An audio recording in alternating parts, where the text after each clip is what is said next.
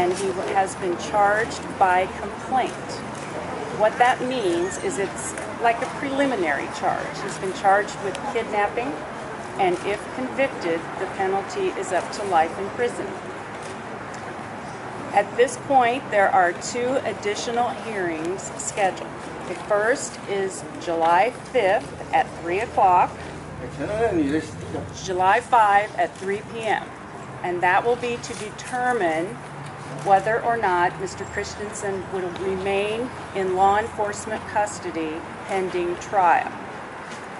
A temporary order of detention has been entered by the judge.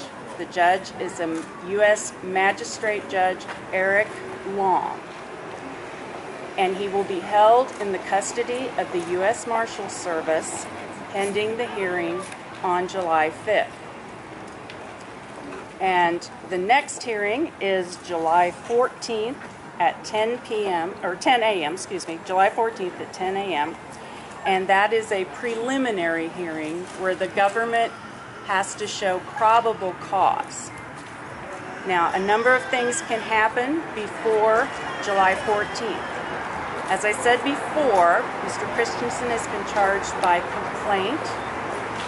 Therefore, the government has 30 days to seek an indictment by the grand jury. Being charged by complaint means that the U.S. Attorney's Office has filed the charge. In our country, the defendant has a right to have the grand jurors hear evidence to determine if they believe there's probable cause. And if indeed the indictment would be returned prior to July 14th, then we wouldn't need the July 14th hearing. But if we have not had an indictment by the grand jury, then we'll have a hearing on July 14th.